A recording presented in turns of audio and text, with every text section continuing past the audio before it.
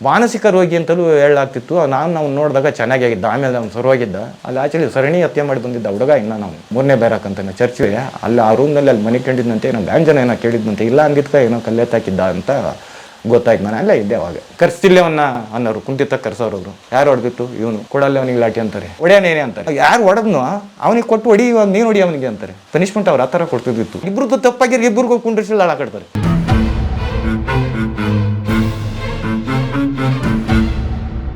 ಇನ್ನು ಪ್ರಿಂಟಿಂಗ್ ಪ್ರೆಸ್ಗೆ ಹಾಕ್ಬಿಡ್ರಿ ಅಂತ ಅಂದರು. ಪ್ರಿಂಟಿಂಗ್ ಪ್ರೆಸ್ ಮುದ್ರಣ ಜೈಲ್ ಪ್ರಿಂಟಿಂಗ್ ಪ್ರೆಸ್ ಇದೆಯಾ? ಹೌದು. ಆ ಪ್ರಿಂಟಿಂಗ್ ಪ್ರೆಸ್ನೊಳಗೆ ವಿಧಾನಸೌಧಕ್ಕೆ ಆ ಟೈಮ್ನಾಗೆ ಏನೋ ಪೇಪರ್ ಬೇಕಾಗೈತೆ, ಎನ್ವಲಪ್ ಕವರ್ಗಳು, ಫೈಲ್ಗಳಿಗೆ ಬರ್ತಾವಲ್ಲ ಬೋರ್ಡ್ಗಳು, ಅದು ಆರ್ಡರ್ ಬಂದ್ಬಿಟ್ಟೈತೆ. ಅಲ್ಲಿ ಸಂಪತ್ ಕುಮಾರ್ ಅಂತ ಸೂಪರ್ವೈಸರು ಹೊರಗಡೆ ಇರೋರು. ಅಲ್ಲಿ ಬಂದ್ಬಿಟ್ಟು ಅಲ್ಲೂ ಇನ್ಚಾರ್ಜು ತಿರುಗಾಕಿನ ಕೆಲಸ ಮಾಡಿಸೋರು. ಹೌದೌದು. ಅಲ್ಲಿ ಆಚೆಗಡೆಯಿಂದ ಅವ್ರು ಬರ್ತಾರೆ, ಅವ್ರು ಇನ್ಚಾರ್ಜ್ ತಗೊಂಡಿರ್ತಾರೆ ಆರ್ಡ್ರಸ್ನ. ಅಲ್ಲೊಬ್ಬ ನಾಗೇಶ್ ಅಂತ ಹೇಳ್ಬಿಟ್ಟು ಚೆಕ್ ಪಕ್ನವ್ರ ಹತ್ರ, ತರೀಕೆರೆ ಅನ್ನೋ ನನ್ನ ಫ್ರೆಂಡ್ ಅವರು. ಇವಾಗಲೂ ಯಾವಾಗ ಆ ಕಡೆಗೆ ಹೋದಾಗ ಒಂದು ಸತಿ ಹೋಗಿ ಮಾತಾಡ್ತೀವಿ. ಒಳ್ಳೆ ವ್ಯಕ್ತಿ. ನಾನು ಜೈಲಿನಾಗೆ ಸಾವಿರಾರು ಜನ, ಎಷ್ಟೋ ಜನ ನೋಡಿದ್ರು, ಕೆಲವ್ರನ್ನ ಕೆಲವು ಸತಿ ಮಾತ್ರ ನೋಡಬೇಕು ಅನಿಸಿರುತ್ತೆ ಅಷ್ಟೇ. ಎಲ್ಲರೂ ನನಗೆ ಒಬ್ಬರನ್ನೂ ಸಂಪರ್ಕ ಇಟ್ಕೊಂಡಿಲ್ಲ. ಈಗಲೂ ಇವ್ರು ನೋಡಿನ ಒಂದು 5ರಿಂದ 4-5 ವರ್ಷ ಆಗಿರ್ಬೋದು. ಇವ್ರನ್ನೂ ಒಂದು ಸತಿ ನೋಡಿದ್ದೆ. ಆ ಕಡೆ ಹೋದಾಗ, ಚಿಕ್ಕಮಂಗ್ಳೂರು ಕಡೆ ಹೋದಾಗ, ಅಲ್ಲಿ ಏನು ಕಲ್ಲತ್ತಿಗಿರಿ ಅಂತ ಇದೆ, ಅವ್ರ ಜೊತೆಲಿ ನನಗೆ ನೋಡೋಕೆ ಇಷ್ಟ ಆಯಿತು. ಅದನ್ನು ಹೋಗೋಣ ಬಾ ಅಂತ ಅವ್ರನ್ನ ಮೀಟ್ ಮಾಡಿ ಕರ್ಕೊಂಡು ಹೋಗಿದ್ದೆ. ಕಲ್ಲತ್ತಿಗಿರಿ ನಾನು ನೋಡೋದಕ್ಕೆ ಹೋಗಿದ್ದೀನಿ. ನಾನು ಬಿಡುಗಡೆ ಆದ ನಂತರನ. ಇವಾಗಲೂ ಯಾವಾಗ ಒಂದು ಸತಿ ಬೇಕಾದ್ರೆ ನೋಡ್ತಾರೆ. ಅದು ಫೋನ್ ಸಂಪರ್ಕ ಎಲ್ಲ ಇಲ್ಲ. ನನಗೆ ಮಾಡಬೇಕು ಅಂತಲೂ ಅನ್ಸಲ್ಲ. ಮಾಡಬೇಕು ಅಂತಲೇ ಮಾಡ್ಬೋದು. ಸರಿ, ಅದನ್ನು ಮುಂದುವರೆದು ಅಲ್ಲೇ ಹೇಳೋದಾಗಿರಿ, ಪ್ರಿಂಟಿಂಗ್ ಪ್ರೆಸ್ಸಿಗೆ ಕೆಲಸಕ್ಕೆ ಸೇರ್ಕೊಂಡೆ. ಅವೇನು ಬೆಳೆಯೋದು, ಪೇಪರ್ಗಳು ಹೊಡಿಬೇಕು, ಎನ್ವಲಪ್ ಕವರ್ಗಳು, ಅವರೆಲ್ಲ ತೋರಿಸ್ತಾರೆ ಕೆಲಸ ಏನು ಮಾಡೋದು ಅಂತ. ಅದರೊಳಗೆ ಸೀನಿಯರ್ ನುತ್ತಂಥ ಕೈದಿಗಳು ಇರ್ತಾರಲ್ಲ, ಹಿಂಗೆ ಮಾಡೋದು, ಕಡಿ ಹೊಡಿ, ಹಿಂಗೆ ಫೋಲ್ಡ್ ಮಾಡು ಅಂತ. ಅದೇನು ದೊಡ್ಡ ವಿಷಯ ಅಲ್ಲ, ಮಾಡ್ಬೋದು. ನೋಡ್ಕೊಂಡು ಎಲ್ಲ ಮಾಡ್ತಾ ಹೋದ್ವಿ. ನನಗೇನು ಕಠಿಣ ಶಿಕ್ಷೆ ಕೊಟ್ಟಿರೋದ್ರಿಂದ ನಾನು ಹೋಗ್ಬೇಕು ಅಂತ ನಾನು ಹಿಂಗೆ ತಿಳ್ಕೊಂಬಿಟ್ಟಿದ್ದೀನಿ. ಅಂತ ಹಿಂಗನ ಸಿಗ್ತಲ್ಲ ಅನ್ನೋ ಒಂದೇ ಕಾರಣಕ್ಕೆ ಯುಗಾದಿ ಹಬ್ಬದಿಂದ ಹೋಗಿದ್ದೀನಿ ಕೆಲಸಕ್ಕೆ. ಎಲ್ಲ ಬಾ ಅಂದರೆ ಇವ್ರಿಗೆ ಎಮರ್ಜೆನ್ಸಿ ಐತೆ. ಯಾರಿಗೆ? ಸೂಪರ್ವೈಸರ್ಗೆ ಅಲ್ಲಿ ಆರ್ಡರ್ ಕೊಟ್ಬಿಡ್ಬೇಕು ಅವ್ರಿಗೆ. ಅವ್ರ ಎಮರ್ಜೆನ್ಸಿಗೋಸ್ಕರ ನಾವು ಎಲ್ಲ ದಿನವೂ ಕಂಟಿನ್ಯೂ ಹೋಗ್ತಾ ಇದ್ದೀನಿ. ಅಲ್ಲಿ ವರ್ಷಾನುಗಟ್ಟಲು ಆಗಿರೋ ಸಂಬಳಗಳು ಏನು ಅಲ್ಲಿ ಸಹಾಯಧನಗಳು ಬರ್ತಿದ್ವಲ್ಲ, ಅವು ಯಾರಿಗೂ ಕೊಡ್ತಾ ಇರಲಿಲ್ವಂತೆ.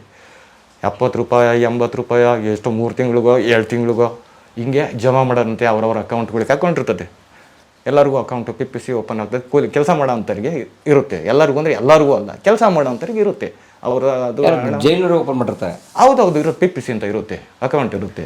ಅಲ್ಲಿರುತ್ತೆ. ನಮಗೆ ಬೇಕಾದಾಗ ಅಕಸ್ಮಾತ್ ರಿಲೀಸ್ ಆದಾಗಲೋ ಅಥವಾ ಇನ್ಯಾವುದೋ ಸಮಯಗಳಿದ್ರೆ ಎತ್ಕೊಂಡು ಕ್ಯಾಶೇ ಕೊಡ್ತಾರೆ. ಅವಾಗ ಎತ್ಕೊಂಡು ಊರಿಗೆ ಹೋಗ್ಬೇಕಾದ್ರೆ ಬೇಕಾದ್ರೆ ಬರ್ಬೋದು ಅಮೌಂಟ್. ಅವ್ನು ಕೂಲಿ ಮಾಡಿದ್ದಾನೆ, ಅಲ್ಲಿ ಉಳಿಸಿದೆ ಹಣನ, ಅದನ್ನು ವಾಪಸ್ ಎತ್ಕೊಂಡು ಬರ್ಬೋದು. ಹಾಗೆ ನನಗೆ ಒಂದು 2ರಿಂದ 3 ತಿಂಗಳಿಗೆ ಸ್ಯಾಲ್ರಿ ಬಂದ್ಬಿಟ್ಟು 100 ರೂಪಾಯಿ. ಅಲ್ಲಿ 100 ರೂಪಾಯಿ ತಾಂಡಿತ್ತು. ಅಷ್ಟಿಷ್ಟು ಸಂತೋಷದ ವಿಷಯ ಅಲ್ಲ, ಆಗಿರಲಿಲ್ಲ. ಯಾಕೆಂದರೆ ಒಂದು 10 ರೂಪಾಯಿ 20 ರೂಪಾಯಿ ನೋಡಿದರೆ 1000 ರೂಪಾಯಿ ನೋಡಿದಂಥ ಟೈಮ್ನಾಗೆ 100 ರೂಪಾಯಿ ಟೋಕನ್ ಕೂಪನ್ ನೋಡ್ಬಿಟ್ರೆ ಏನಾಗ್ಬೋದು? ಆಮೇಲೆ ಎಷ್ಟು ನೋಡಿದ್ದೀನಿ ಬಿಡಿ ಆ ಸೆಕೆಂಡ್ರಿ. ಅವಾಗಿನ ಹಂತಕ್ಕೆ ಹಂಗೆ ಅನ್ನಿಸ್ಬಿಡ್ತು. ಏನೋ ನಿಂಗೆ ಇಷ್ಟು ಬೇಗ ಸಂಬಳ ಬಂದ್ಬಿಡ್ತು ಅಂತವ್ರೆ, ಇಷ್ಟು ಬೇಗ ಬಂದ್ಬಿಡ್ತು, 3 ತಿಂಗಳಿಂದ ಕೊಟ್ಟಿರಲಿಲ್ಲ ಅಂತ ನಾನು ಅಂದ್ಕೊಂತೀನಿ. 3 ತಿಂಗಳಿಗೆ ಬಂದ್ಬಿಡ್ತಾ ಅಂತ ಇವ್ರು ಅಂತಾರಲ್ಲ. ಹಂಗಿದ್ಮೇಲೆ ಇವ್ರಿಗೆಲ್ಲ ಎಷ್ಟು ತಿಂಗಳಿಗೆ ಬಂದಿತ್ತು? ನಮಗಿನ್ನೂ ವರ್ಷ ಆಗಿರೋ ಬಂದೇ ಇಲ್ಲ ಅಂತ. ನನಗೆ ಯಾಕೆ ಗೊತ್ತೈತೆ ಅಂದರೆ, ಒಂದು ದಿನನೂ ತಪ್ಪಿಸ್ಕೊಂಡು ನಂಗೆ ಹೊಂಟೋಗಿದ್ದೀನಿ. ಕಠಿಣ ಶಿಕ್ಷೆ ಅಂತಾನೆ ಹೋಗ್ಬೋದು, ಬಿಟ್ಟು ಬಿಡ್ಬೋದು ಅಂತ ನನಗೆ ಗೊತ್ತಿಲ್ಲ. ಓ, ಕೆಲಸಕ್ಕೆ ನನ್ನ ತಲೆಯಲ್ಲಿರೋದೇನು ಸದ್ಯ ಬಂಡೆಯಿಂದ ತಪ್ಪಿಸ್ಕೊಂಡಲ್ಲ ಅನ್ನೋದು ನನ್ನ ತಲೆಯಲ್ಲೈತಿ. ಕಂಟಿನ್ಯೂ ಆಗಿ ಹೋಗ್ಬಿಟ್ಟಿದ್ದೀನಿ. ನನ್ನ ಒಂದು ಸೀನಿಯಾರಿಟಿ ನೋಡ್ಬಿಟ್ಟು ಅವರು ವೇಜಸ್ ಹಾಕೋಕ್ಕೆ ಶುರು ಮಾಡಿಬಿಟ್ಟವ್ರೆ, ನನಗೆ ಸಂಬಳ ಹಾಕೋಕ್ಕೆ ಶುರು ಮಾಡಿಬಿಟ್ಟವ್ರೆ. ಹಂಗಾಗಿ 3 ತಿಂಗಳಿಗೆ ಬಂದ್ಬಿಟ್ಟೈತಿ. ಚೆನ್ನಾಗಿ ಕೆಲಸ ಮಾಡ್ತಾನೆ ಇವನು ಅನ್ನೋದು ಲೆಕ್ಕಾಚಾರಕ್ಕೆ ನಾನು ಹೊಂಟಾಗ್ಬಿಟ್ಟಿದ್ದೀನಿ. ನನಗೆ ಗೊತ್ತಿಲ್ಲ ಅದು. ಆ ರೀತಿ ರಜನೆ ಆಗ್ತಿರಲ್ಲ, ಯಾವಾಗಲೂ ಅಲ್ಲಿ ಇರ್ತಿರ್ಲಿಲ್ಲ. ಹೋಗ್ಬಿಡಿ ಕೆಲಸಕ್ಕೆ ಹೊರಟಾಗಿನಿ. ಈ ನಾಗೇಶ್ ಅನ್ನೋರು ಯಾವ್ರು ನಿಂದು ಅಂದರು. ಇನ್ನು ತುಮಕೂರಾ? ಏನು ಕೆಲಸ ಮಾಡ್ತಿದ್ದೀವಿ? ಆಚೆ ನಿಂದು ಆಟ ಓಡಿಸ್ತಿದ್ದೆ. ಆ ವ್ಯಕ್ತಿನೂ ಆಟ ಓಡಿಸ್ತಾರಂತೆ ಚಿಕ್ಕಮಂಗ್ಳೂರಾಗೆ. ಅವ್ರು ನಾನು ಆಟ ಓಡಿಸ್ತೀನ ಇಲ್ವೋ ಅನ್ನೋದಕ್ಕೆ ಎಷ್ಟು ಗೇರವಕ್ಕೆ, ಹೆಂಗೆ ಓಡಿಸೋದು, ಎಷ್ಟು ಜನ ಕೊಂಡಿಸ್ಕೊಳೋದು, ಈ ಥರ ಎಲ್ಲ ಕೇಳಿದ್ರು ಪ್ರಶ್ನೆಗಳ್ನ. ನಾನು ಸುಮ್ಮನೆ ಹೇಳ್ತಿದ್ದೀನ ಇಲ್ವಾ ಅಂತ ಚೆಕ್ ಮಾಡೋದಕ್ಕೆ ಹೇಳಿದೆ ಅವ್ರಿಗೆ. ನಾನು ಏನು ಮಾಡಿದೆ, ನನಗೇನು ಗೊತ್ತೋ ಅದನ್ನು ಹೇಳಿದೆ. ಸರಿ, ಅವರೇ ಒಬ್ಬರು ಸ್ನೇಹಿತ ಆಗಿರು, ಬಾ ಹಿಂಗಿರೋರು ಅಂದ್ಕೊಂಡು ಬಿಡುವು ನೀಳೆಲ್ಲ ಮಾತಾಡಿವು. ಅವ್ರು ಕೆಳಗಡೆಗೆ ಇರೋರು, ನಮ್ಮ ಬೇರೆ ಕಲಿನ ಒಂದೇ ರೂಮಾಗಿರೋರು, ನಮ್ಮ ಮೇಲ್ಗಡೆಯಲ್ಲಿ ಇದ್ವಿ 9-6ರಲ್ಲಿ. ಹಾಗಾಗಿ ಬಿಡುವು ನೀಳಲ್ಲಿ ಮಾತಾಡಿವು. ಒಂದೇ ಕಡೆ ಕೆಲಸ ಮಾಡ್ಕೊಂಡು ಒಂದು 3 ತಿಂಗಳು ಮಾಡಿವಿ. ನಂತರ ದಿನಗಳಲ್ಲಿ ಒಂದು ಮೆಕ್ಯಾನಿಕ್ಕು ಇದು ತರಬೇತಿ, ಯಾರಾದರೂ ಇಷ್ಟ ಇರೋರು ಬರ್ಬೋದು ಅಂತ ಒಬ್ಬ ಕೆ ಗೌಡ ಅನ್ನೋರು, ಹಾಸನದವರು ಪೊಲೀಸು ಬಂದರು. ಯಾರಾದರೂ ಮೆಕ್ಯಾನಿಕ್ನ ಕಲಿಯೋಂಥವ್ರು ಬಂದು ಹೆಸರು ಕೊಡ್ಬೋದು, ಬನ್ನಿ ಟ್ರೈನಿಂಗ್ ಕೊಡ್ತೀನಿ ಅಂತಂದರು. ಇಲ್ಲಿ ರಜರ್ ಕೊಡೋದಿಲ್ಲ ಏನೂ ಇಲ್ಲ, ನಾನು ಹೋಗ್ಬಿಡ ಅಂತ ಹೇಳಿ ತಪ್ಪಿಸ್ಕೊಂಬಿಡೋಣ ಅಂತ ಹೇಳಿಬಿಟ್ಟು ನಂದು ಕಡೆ ಆಚೆ ಏನು ಮಾಡ್ತಿದ್ದೆ, ಆಟೋನ ಬಾ ಬಾ ಬಾ ಅಂತಂತ ಕರ್ಕೊಂಡೋಗಿರು. ನಾನು ಅಲ್ಲಿಗೆ ಜಂಪ್ ಆಗಿಬಿಟ್ಟೆ, ಇಲ್ಲಿಂದ ತಪ್ಪಿಸ್ಕೊಳಕ್ಕೋಸ್ಕರ. ಇವರೆಲ್ಲ ಬೇರೆಯವರೆಲ್ಲ ಹಬ್ಬದ ದಿನಗಳಿಗೆಲ್ಲ ಮಾಮೂಲಿ ಕಾಮನ ಓಡಾಡ್ತಾರೆ. ನಮಗೆ ಕಾರಣಾಂತರದಿಂದ ಹಂಗೆ ಆಗೈತೆ ಅಷ್ಟೇನ. ಆ ಟೈಮಿಗೆ ಕೆಲಸ ಅವರು ಒತ್ತಡ ಇರೋದ್ರಿಂದ ಕರೆದವರೇ ಹೋಗ್ಬಿಟ್ಟಿದ್ದೀನಿ, ನನಗೂ ಗೊತ್ತಿಲ್ಲ. ಅದೇನು ಉದ್ದೇಶಪೂರ್ವಕವಾಗಿ ಅವರು ಮಾಡಿಸಿಲ್ಲ ಏನಲ್ಲ, ನನ್ನ ತಿಳುವಳಿಕೆ ಕಡಿಮೆ ಇರೋದ್ರಿಂದ ಹಂಗೆ ಆಗೈತೆ ಅಷ್ಟೇನ. ಹಾಗಾಗಿ ಅಲ್ಲಿಂದ ತಪ್ಪಿಸ್ಕೊಂಡ್ಬಿಟ್ಟು ಬೇರೆ ಕಡೆಗೆ ಹೋಗ್ಬಿಟ್ಟೆ. ಅದಿಲ್ಲಿ ಬರ್ದಿರೋಂಥದ್ದು ಬುಕ್ ಐತೆ, ಈಗ ಪ್ರೆಸೆಂಟ್ ಐತೆ. ಅಲ್ಲಿ ಏನು ಬುಕ್ ಅಲ್ಲಿ ಬರ್ದೆ ಅಂತಾನೆ. ಅದಕ್ಕೆ ಸಂಬಂಧಪಟ್ಟಾಗೆ ಒಂದು ಟ್ಯಾಕ್ಟ್ರಿನೆಲ್ಲ ಬಿಟ್ಬಿಟ್ರು. ಇದೇನಿದು ಇದು ಪ್ಲಗ್ಗು ಅದು ಇದು ಅಂತ ಇದಿರುತ್ತೆ ಟ್ಯಾಕ್ಟ್ರಿ, ಜೈಲಿಗೆ ಸಂಬಂಧಪಟ್ಟಿದ್ದೆ ಟ್ಯಾಕ್ಟ್ರಿ. ಆವತ್ತು ಪಿಚ್ಚಿ ಟ್ಯಾಕ್ಟ್ರಿ ಇನ್ನೂ ರಿಪೇರ್ ಆಗಿಲ್ಲ, ಎಲ್ಲ ಬಿಚ್ಚಿ ಬಂಡ್ಲಿಗೆ ಹಾಕಿಬಿಟ್ರು. ತಿರುಗಿ ಜೋಡ್ಸಾರೆ ಯಾರು? ಹೌದು, ಯಾರು ಒರಿಜಿನಲ್ ಮೆಕ್ಯಾನಿಕ್ ಇಲ್ಲ. ಸ್ಪೇರ್ ಪಾರ್ಟ್ಸ್ ಇದೊಂದು ಇಂಥದ್ದು ಇದು ಪ್ಲಗ್ಗು ಇದು ಅದಕ್ಕೆ ಸಂಬಂಧಪಟ್ಟಂಥ ಹೆಸರುಗಳನ್ನ ಹೆಸರುತ್ತಾ ಹೋದರು. ಹೊರಗಡೆಯಿಂದಲೂ ಒಬ್ಬರು ಬರೋರು, ಹೌದು, ಹೇಳ್ಕೊಂಡು ಕೊಡೋದಕ್ಕೆ, ಅದು ಕಲಿಸೋದಕ್ಕೋಸ್ಕರ. ಆಮೇಲೆ ಅವರು ಬರ್ದಂಗೆ ಆಗೋಗ್ಬಿಟ್ರು. ಅದಲ್ಲೇ ಬಿದ್ದೋಗ್ಬಿಡ್ತು. ಅಲ್ಲಿಂದ 3 ತಿಂಗಳಾದಮೇಲೆ ಏನಾಗ್ಬಿಟ್ಟು ಇನ್ನೂ ಇವರು ಗೂಳೂರು ಅನ್ನೋರು ನಮ್ಮ ಸಂಬಂಧಪಟ್ಟಾಗ ಏನು ಕೆಲಸ ಮಾಡ್ತಿದ್ಯಾ ನೀನು, ಅದನ್ನ ಎಷ್ಟು ದಿನ ತಕ್ಕನೇ ಇರ್ತೀಯ, ಎಲ್ಲ ಆಫೀಸ್ ಕಡೆಗೆ ಎಲ್ಲ ನಾವು ಸೇರ್ಕೊಳ್ಳೋ ಅಂತ ಅಂದರು. ಯಾರು ನನಗೆ ಸೇರಿಸ್ಕೊಂತಾರೆ ಏನಂತ, ಓದಕ್ಕೆ ಬರೆಯೋಕ್ಕಲ್ಲ ಬರುತ್ತಲ್ಲ ನಿನಗೆ?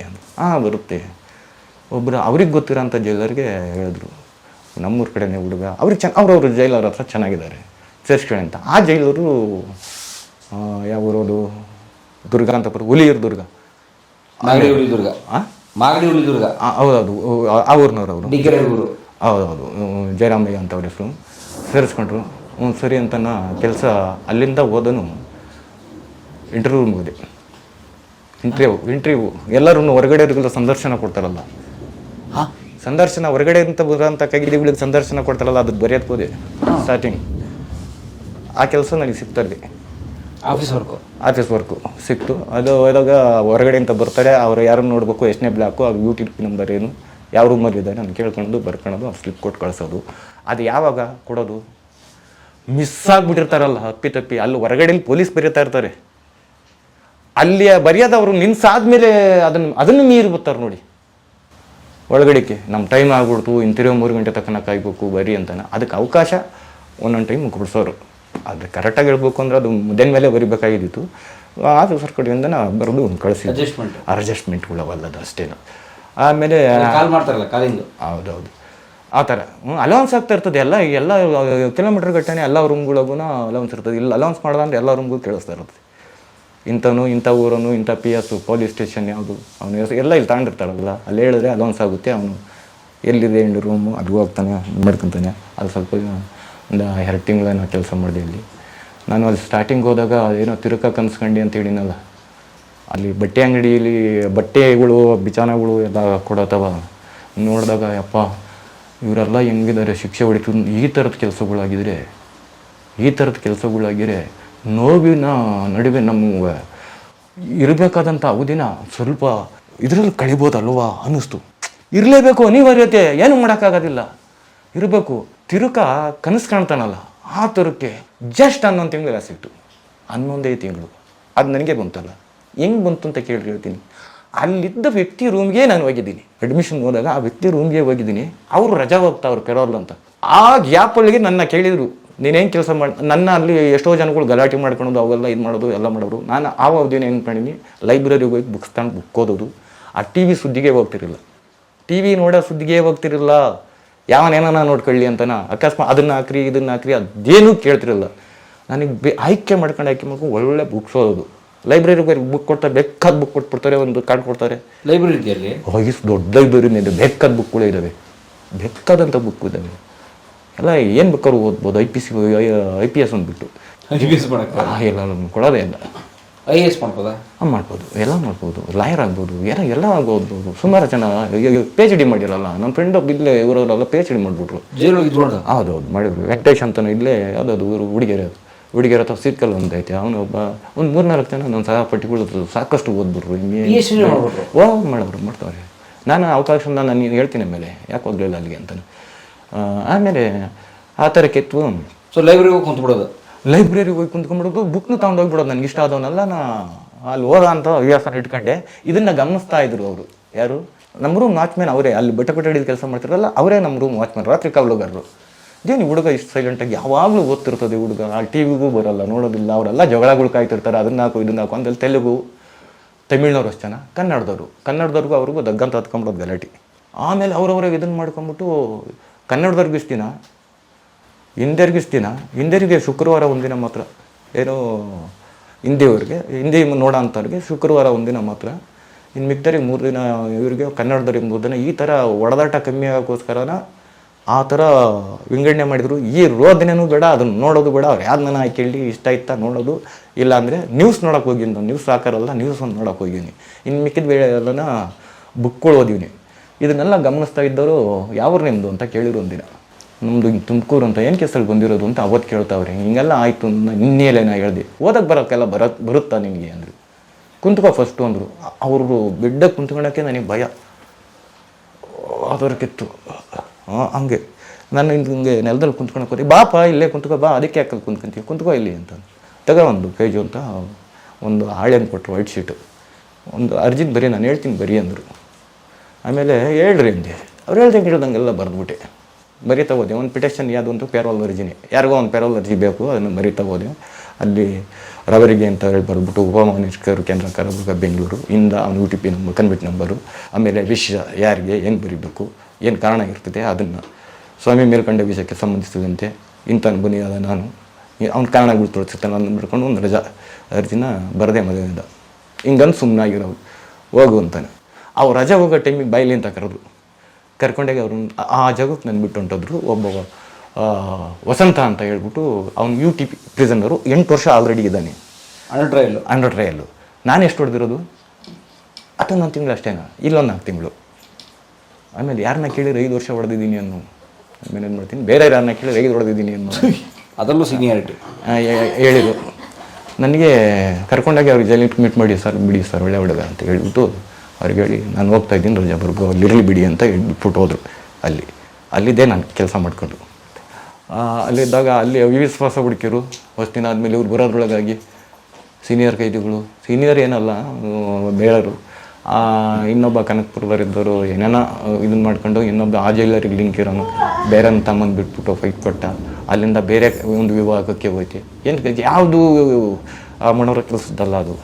ಒಂದು ಆ ಕೆಲಸ ನಿಮ್ಮ ಇಟ್ಟರೆ ಇವಾಗಲೇ ನೀವು ಇದು ಹಿಂಗೂ ಇರ್ತಾ ಅಂತನಾ ನೀವು ಆ ಕನ್ಸೆಪ್ಟ್ಗೆ ಅವಾಗ ಕೇಳಿದ್ರಿ, ಈಗ ಹೇಳ್ತಾ ಇದ್ದೀನಿ. ಅಲ್ಲಿ ಪೊಲೀಸ್ನರಿಗೆಲ್ಲ ಡ್ಯೂಟಿಗೆ ಹಾಕೋದು ಒಬ್ರದ್ದು ಚೀಫ್ ವಾರ್ಡರ್ದು ಅಥವಾ ಜೈಲರ್ದು ಆಗಿರ್ತದೆ. ಅವ್ರದ್ದು ಅವ್ರ ಕೆಲಸ ಮಾಡಬೇಕಾಗಿರೋದು ಅವ್ರದ್ದಾಗಿರ್ತದೆ.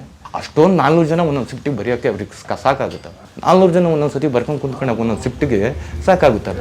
ಹಾಗಾಗಿ ಅಲ್ಲೊಬ್ಬನ ಯಾರನ್ನ ಇಟ್ಕೊಂಡಿರ್ತಾರೆ ಅಸ್ಟೆಂಟ್ನ, ಅದು ಸೇಮ್ ನಿಂತಾರೆ ಆ ಥರಕ್ಕೆ. ನೀನು ಅಲ್ಗೋಗ್ಬಿಟ್ಟು ಶಿವಕುಮಾರ, ಅಲ್ಲಿಬಿಟ್ಟು ಟವರ್ಗೆ ಹೋಗ್ಬಿಟ್ಟು ಕೆಲಸಕ್ಕೆ, ಅದೇ ಕಲ್ಯಾಣಿ ಬೈಲೂರು ರಂಗ ಮುಂದೆ ನಾನು ಹೋಗಲ್ಲ ಅಲ್ಲಿ ಅಂದೆ. ಅಷ್ಟೊತ್ತಿಗಾಲೇ ಸ್ವಲ್ಪ ಅಲ್ಲಿನ ವಾತಾವರಣಗಳೊಳಗೆ ಸ್ವಲ್ಪ ಚಿಗುರಿದ್ದೆ. ಅಷ್ಟೊತ್ತಿಗಾಲೇ ಹೋಗಲ್ಲ ನಾನು ಅಲ್ಲಿಗೆ ಅಂದೆ. ಆಮೇಲೆ ನನ್ನ ಪಡಿ ನಾನು ಸುಮ್ಮನಿದ್ದೆ. ನಾನು ಯಾಕೆ ಕೆಲ್ಸಕ್ಕೆ ಹೋಗ್ತಿರಲಿಲ್ಲ, ಸುಮ್ಮನಿದ್ದೆ. ರಜೆಗೆ ಟ್ರೈ ಮಾಡೋಣ ಅಂತ ಅಡಿ ಅಂತಂದೆ. ಮಣ್ಣಿನ ರಜೆನ ಕಳಿಸ್ಬಿಟ್ಟೆ. ಇನ್ನೊಬ್ಬಿದ್ನಲ್ಲ ಅವನ್ನ, ಫಸ್ಟ್ ಅವನು ಹೋಗ್ಬಿಡ್ಲಿ ಮಣ್ಣ, ಇಬ್ಬರು ಒಂದೇ ಸತಿ ಹೋಗ್ಬಿಟ್ರು ಕೊಡೋದ್ವೇನೋ ಅಂತಾನೆ. ಅಳಸೆ ಬರೋ ಪ್ಯಾರೋಲ್ ಅಂತಿದ್ದಂಗೆ ಹೆಂಗೆ ಕೇಳ್ತಿದ್ದಂಗೆ ಬಂದ್ಬಿಡೋ ಅಂಥದ್ದಲ್ಲ. ಇವಾಗ ಇಲ್ಲೇ ನೀವು ತಿಳ್ಕೊಬೇಕಾಗಿರೋದು. ಬಂದ್ಬಿಡ್ತಾನೆ ಪೆರೋಲು ಹಂಗೆ ಅಂತನ. ಎಷ್ಟೇ ಹಣ ಖರ್ಚು ಮಾಡಿದ್ರು ಕೆಲವೊಂದು ಸಂದರ್ಭಗಳು ಅದರದೇ ಆದಂಥ ಅರ್ಹತೆ ಇದ್ದರೂ ಮಾತ್ರ ಬರೋಕ್ಕೆ ಸಾಧ್ಯ ಆಗೋದು. ಜೀವಾವಧಿ ಶಿಕ್ಷೆ ಹೊಡೆದು ಇಲ್ಲರೂ ಆಗೋದಿಲ್ಲ. ಅವನ ಕಾರಣ ತೋರಿಸ್ಬಿಟ್ಟು ಕೆಲವೊಂದು ಕಾರಣಗಳಿಗೋಸ್ಕರನೇ ಬರ್ಬೋದು. ಜನರಲ್ ಪೆರಲ್ಲೇ ಬೇರೆ ಇರುತ್ತೆ, ತುರ್ತು ಪೆರಲ್ ಅಂತಲ್ಲಿ ಇರ್ತದೆ. ಗಂಭೀರವಾದಂಥ ವಿಷಯಗಳಿಗೆ ಸಂಬಂಧಪಟ್ಟಂಗೆ ತುರ್ತು ಪೆರಲ್ ಅಂತ ಹೇಳ್ತಾರೆ. ಈ ಜನರಲ್ ಪೆರಲ್ಲು ಅಂತಂದರೆ ಅವ್ನು 3 ತಿಂಗಳವರೆಗೂ ಬರ್ಬೋದು. ಒಂದೇ ಸರಿ 3 ತಿಂಗಳು ಕೊಟ್ಬಿಡಲ್ಲ, ಹಂತವಾಗಿ 3 ಸತಿ ರಿನಿವಲ್ ಮಾಡ್ತಾರೆ. ಆ ನಂತರ ನಿಮ್ಗೆ ಏನೇ ಕಾರಣ ಕೊಟ್ಟರು ನಾವು 3 ತಿಂಗಳು ಆದ ನಂತರ ಕೊಡೋದಿಲ್ಲ. 3 ತಿಂಗಳಿಗೆ ಸರೆಂಡರ್ ಆಗ್ಬಿಡ್ಬೇಕು. ಮತ್ತೆ ಅವನು ಆ ಟೈಮ್ ಬಂದರೆ ಬೇಕಾದ್ರೆ ಹಾಕೊಂಬರ್ಬೋದು ಅಂತ ಕಳಿರಿ. ರೆಗ್ಯುಲರಾಗಿ ಯಾವುದೇ 3 ತಿಂಗಳಿಂದ ಜಾಸ್ತಿ ಕೊಡೋದಿಲ್ಲ. ಹಾಗಾಗಿ ಪೆರೋಲಿ ಟ್ರೈ ಮಾಡೋಣ ಅಂತ ಹಾಕಿ. ಆವಾಗ ನಮಗೆ ಜಯನಗರ ಇರಲಿಲ್ಲ, ಕ್ಯಾಸಂದ್ರ ಪೊಲೀಸ್ ಸ್ಟೇಷನ್ ವ್ಯಾಪ್ತಿದಿತ್ತು. ಇಲ್ಲಿ ಮಾಡ್ತಾರೆ ಯಾರು? ಪೊಲೀಸ್ ಸ್ಟೇಷನ್ ಪಾಸ್ ಆಗಬೇಕು, ಸರ್ಕಲ್ ಪಾಸ್ ಆಗಬೇಕು, SP ಹೋಗ್ಬೇಕು, DC ಹೋಗ್ಬೇಕು. ಇಲ್ಲೆಲ್ಲ ಓಡಾಡಿ ಪಾಸ್ ಮಾಡೋರು ಯಾರು ಅವ್ರು? ನನಗೆ ನಮ್ಮ ಮನೆಯವ್ರು ನೋಡಿದ್ರೆ ಇಂಥವ್ರು ವಿದ್ಯಾವಂತರು ಯಾರು ಮಾಡಿಸೋದು? ನಾನು ಬರೋದು ಹೇಗೆ? ನೀವು ಬರೋದು? ಇದಕ್ಕೊಳಗಾಗಿ ಸುಮಾರು ವರ್ಷಗಳು, 4 ವರ್ಷ ಆಗೋಗ್ಬಿಡ್ತು. ಜೈಲು ಅಂಗಾಡಿ 4 ವರ್ಷ. ಅದರೊಳಗೆ ಒಂದು ಸತಿ ಕ್ಯಾಸನದವರು ಪಾಸ್ ಮಾಡಿ ಕಳಿಸಿದ್ರು. ಹೆಂಗಂಗೋ ನನ್ನ ಇದಕ್ಕೆ ಏನೋ ಒಂದು ಸತಿ ಪಾಸ್ ಮಾಡಿಬಿಟ್ಟು ಬಂದ್ಬಿಟ್ಟು ಹೊಂಟಾಗಿದ್ದೆ. ಅವರು 3 ತಿಂಗಳು 3 ತಿಂಗಳು 3 ತಿಂಗಳು ಪೆರೋಲು. 3 ತಿಂಗಳು ಅಂದರೆ ಅದೇ 30 ದಿನ 30 ದಿನ ಹಂತವಾಗಿ 3 ತಿಂಗಳು 3 ತಿಂಗಳು ಬಂದು ಅವ್ರು ಕೊಟ್ಟಿರೋ ಟೈಮ್ ಹೊಂಟಾಗ್ಬಿಟ್ಟೆ ಒಂದು ದಿನ ಮುಂಚೆಗೆ ಜೈಲಿಗೆ. ಯಾವುದೇ ಒಂದು ಪೊಲೀಸ್ ಏನು ಮಾಡಿದ್ರಿ 3 ತಿಂಗಳು ಪೆರೋಲ್ ಬಂದಾಗ? ಪೆರೋಲ್ ಬಂದಾಗ ಅದೇ ಒಂದು ಗುಂಗಿನಾಗೆ ಸುಮ್ಮನೆ ಅಷ್ಟೊತ್ತು ಕಾಲೇ ಒಂಚೂರು ಅಲ್ಲೇ ನಾನು ಹೊಂದ್ಕೊಂಡ್ಬಿಟ್ಟಿದ್ದೆ ಅಷ್ಟೊತ್ತು ಕಾಲೇ. ಜೈಲಿಗೆ ಏನೂ ಮಾಡೋಕ್ಕಲ್ಲ, ವಿಧಿ ಇರಲ್ಲ. ಸೊ ವಾಪಸ್ ಹೋಗ್ಬೇಕು ಅಂತ ಕರೆಯೋದು. ವಾಪಸ್ ಹೋಗ್ಬೇಕು ಅಂತ ಕರೆಯೋದು ಅಂದರೆ ಇನ್ನೊಂದು ಕೇಸ್ ಹಾಕಿಸ್ಕೊಂಡು ತಿರುಗಿ ಕರ್ಕೊಂಡು ಹೋಗ್ತಾರೆ. ಇನ್ನು ತಿರುಗಿ ರಾಜನೂ ಬಿಡಲ್ಲ, ಬಿಡುಗಡೆನೂ ಮಾಡಲ್ವಲ್ಲ. ಸೊ ವಾಪಸ್ ಹೋಗ್ಲೇಬೇಕು. ಹೋಗಲೇಬೇಕು, ಇಲ್ಲ ಕದ್ದೆಲ್ಗೆ ಹೋಗ್ತಾರೆ, ಹಿಡ್ದಾಕ್ತಾರೆ. ಆಮೇಲೆ ಒಂದು ಬಿಡುಗಡೆ ಟೈಮ್ಗೆ ಎಲಿಜಿಬಲ್ ಬರೋಲ್ಲ. ಕಳ್ಕೊಂಬಿಡ್ತಾನಲ್ಲಿ. ಆಮೇಲೆ ಅಲ್ಲೇನು ಇವನು ಒಂಥರ ಕಳ್ಳ ನೋಡ್ದಂಗೆ ನೋಡ್ತಾರೆ. ಇವಾಗ ಇಲ್ಲಿ ನೋಡಲ್ವಾ, ಆ ಥರಕ್ಕೆ ಅಲ್ಲಿ ನೋಡ್ತಾರೆ ಆ ವ್ಯಕ್ತಿಗೆ. ಕದ್ದೋಡದ ಇವ್ನು ನಿಂತನು ಅಂತ ಅಲ್ಲಿನ ಜನ ಅಲ್ಲೊಂದು ಊರು ಇದ್ದಂಗೆ ಇವ್ನು ನಿಂತನು. ಇಲ್ಲಾರು ನಾನು ಕೆಟ್ಟರು ನೋಡಲ್ವಾ, ಅಲ್ಲಿ ಅವರೆಲ್ಲ ಒಳ್ಳೆಯ ಲೆಕ್ಕ. ಎಲ್ಲರೂ ಒಂದೇ ಆಗಿದ್ರೆ ಅಲ್ಲೆಲ್ಲ ಒಳ್ಳೆಯ ಲೆಕ್ಕ. ಇವನು ಪೆರೋಲ್ ಕದ್ದೋಗಿದ್ದ ನೋಡಿ, ಅವನ್ನ ಬೈತಿರ್ತಾರೆ ಅಲ್ಲೇ ನೋಡಿ, ಮಗ ಏನೋ ಕೆಟ್ಟ ಮಾತಿನಲ್ಲಿ ಅವನು ಕದ್ದೋಗಿದ್ದ ನೋಡು, ಇಂಥ ನನ್ನ ಮಕ್ಕಳಿಂದ ಬೇರೆಯವ್ರಿಗೂ ತೊಂದರೆ ಆಗುತ್ತೆ ಅಂತ ಅವರವರೇ ಬೈಬಿಡ್ತಾರೆ. ಹೊಡೆದೇ ಬಿಡ್ತಾರೆ ಸಿಟ್ಟೆತ್ತೀರಿ. ನಿಮ್ಮಿಂದ ಒಳ್ಳೆಯವ್ರಿಗೆಲ್ಲ ಇದಾಗುತ್ತಲ್ಲ, ಹೇಗೆ ಕದ್ದೋಗಿದ್ದೆ ನೀನು, ಬೇರೆಯವ್ರಿಗೆ ನೋಡಿ ಇವಾಗ ರಜಾ ಕೊಡಲ್ಲ ಅಂತವ್ರೆ ಪೆರೋಲ್ನ. ಈ ರೀತಿ ಆ ಥರ ಹಾಕಾಗುತ್ತೆ. ಹಾಗಾಗಿ ಅದನ್ನೆಲ್ಲ ಯೋಚನೆ ಮಾಡಿದಾಗ ಕದ್ದೋಡೋದೇನಂತ ಸೂಕ್ತ ಅಲ್ಲ. ಹಾಗಾಗಿ ನಮ್ಮ ಟೈಮ್ ಗೊತ್ತಿದ್ದಂಗೆ ಮನೆಯಲ್ಲಿದ್ದೆ. ಏನು ಮಾಡೋಕ್ಕೋಗೋಣ, ಮನೆಯಲ್ಲಿದ್ದೆ. ಏನು ಜೈಲಿಗೆ ಹೋಗಿರೋದೊಂದು ಇದಾಗೋಯ್ತು. ಆಟೋ ಓಡಿಸ್ದೆ, ಬೇರೆಯವ್ರ ಗಾಡಿ ಓಡಿಸ್ದೆ. 3 ತಿಂಗಳು ಪೂರ್ತಿ ಓಡಿಸ್ಲಿಲ್ಲ, ಒಂದು ಸ್ವಲ್ಪ ದಿನ ಬಂದು ರೆಸ್ಟ್ ತಗೊಂಡೆ, ಆಮೇಲೆ ಓಡಿಸ್ದೆ. ಆಮೇಲೆ ಆ ಸಮಯ ಬಂದಾಗ ಹೊರಟೋಗ್ಬಿಟ್ಟೆ. ಆ ಸಮಯ ಬಂದಾಗ ಮತ್ತೆ ಎಲ್ಲ ಗೊತ್ತಿರುತ್ತೆ, ನಾನು ಎಲ್ಲಿಗೆ ಹೋಗ್ತಾ ಇದ್ದೀನಿ ಅನ್ನೋದು ಗೊತ್ತಿರುತ್ತೆ. ನಮ್ಮೂರು, ನಮ್ಮ ನೆಲ, ಎಲ್ಲ ವಾತಾವರಣ ಬಿಟ್ಟು ಹೋಗ್ಬೇಕಾಗುತ್ತೆ. ಆ ಥರದ್ದು ಕ್ರಿಯೇಟ್ ಆಗುತ್ತೆ. ಆ ಥರದ್ದು ಆಗ್ತದೆ ಹೋದೆ.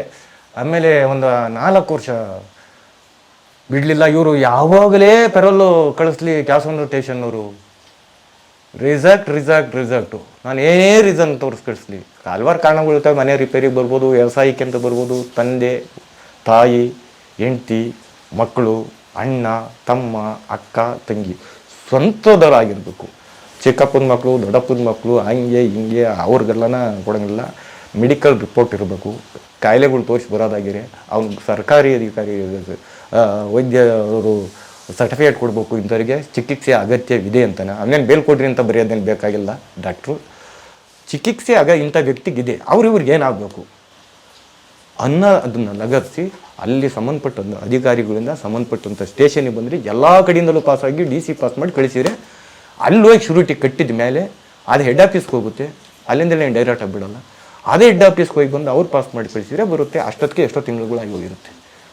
ಅದು ಇದೆಲ್ಲ ಪ್ರೊಸೆಸಿಂಗ್ ಆಗೋಕ್ಕೆ ಎಷ್ಟೋ ತಿಂಗಳುಗಳೇ ಆಗೋಗಿರುತ್ತೆ. ಕೆಲವೊಂದು ಸತಿ 6 ತಿಂಗಳೇ ಆಗಿರ್ತದೆ. ಯಾಕೆ 6 ತಿಂಗಳು ಆಗೋಗಿರುತ್ತೆ ಆ ಪ್ರೊಸೆಸ್ ಕಂಪ್ಲೀಟ್ ಆಗೋದ್ರೊಳಗಾಗಿ. ಓಡಾಡೋರು ಏನಾನ ಅದಕ್ಕೆ ಸಂಬಂಧಪಟ್ಟವರು, ಅದಕ್ಕೆ ಗೊತ್ತಿರೋರು, ಅದ್ರ ಅನುಭವ ಇರೋರಾಗಿದ್ರೆ 1 ತಿಂಗಳೊಳಗೆ ಆಗೋಗುತ್ತೆ, 15 ದಿನಕ್ಕೂ ಆಗೋಗುತ್ತೆ. ಟಕ್ ಅಂತ ಬಾಯಾಂಡ್ ಎಲ್ಲ ಮಾಡ್ಸ್ಕೊಂಡು ಹೋಗ್ಬಿಟ್ರೆ 1 ವಾರದೊಳಗೆ ಹೊಂಟೋಗುತ್ತೆ. 1 ವಾರ ಹಚ್ಕೊಂಡು ಹೋಗ್ತಾನೆ. ಯಾರೂ ಮಾಡಿದ್ರಿಲ್ದ್ರೆ ಅದು ಆಗಿ ಬರೋದಾಗಿ ರಿಸಲ್ಟು ಆಗಿ ಬರುತ್ತದೆ. ಅವನ ಅದೃಷ್ಟ ಚೆನ್ನಾಗಿದ್ದರೆ ಆಯಿತು, ಆಗದಿದ್ರೆ ಇಲ್ಲ. ಈ ಥರಕ್ಕೂ ಆಗ್ತದೆ. ಎಷ್ಟೋ ಜನ ಆಚೆ ನೋಡಿದಲೇ ಹಂಗೆ ಹೊಡೆದಿರೋರು, ಅವ್ರು ಪೆರೋಲ್ ಬರ್ದಂಗೆ ಹೊಡೆದಿರೋರು ಸುಮಾರು ಜನ ಇದ್ದಾರೆ. ಪೆರೋಲ್ಲೇ ಬಂದಿಲ್ಲ 15 ವರ್ಷ. ಕೆಲವರು ಬಿಡುಗಡೆ ಹರಹರದಲ್ಲಿ ಇರ್ತಾರಪ್ಪ. ಕೆಲವರು ಲೈಫೇ ಬೇರೆ, ಲೈಫ್ ಟೈಮೇ ಬೇರೆ ಇರುತ್ತೆ ನೋಡಿ. ಅದೊಂದು ಮುಚ್ಚಿಟ್ಟಿರ್ಬೇಕಾರಂಥ ವಿಷಯ. ಇವಾಗ ಒಂದು ಕೋರ್ಟ್ನಲ್ಲಿ ಒಂದು ರಾಮಾಯಣನ ಒಂದು ಮಹಾಭಾರತನ ಇದ್ರ ಸತ್ಯ ಅಂತ ಲಿಖಿಸ್ತಾ ಇರ್ತಾರೆ, ಅದು ಸಹಜವಾಗಿ. ಅಂಥ ರಾಮನೇ ಒಂದು 14 ವರ್ಷ ಜೈಲಿಗೆ ಹೋಗಿದ್ದಾರೆ. ಅಲ್ಲ ಎಂಥದ್ದು ವನವಾಸ. ಇವರು ಒಂದು 14 ವರ್ಷ ಒಂದು ಯಾಕೆ ಒಂದು ನಿಗದಿ ಮಾಡಬಾರ್ದು ಅನ್ನೋ ಲೆಕ್ಕಾಚಾರದಿಂದ ಬಿಡ್ತಾ ಇರೋದು ಅಷ್ಟೇ.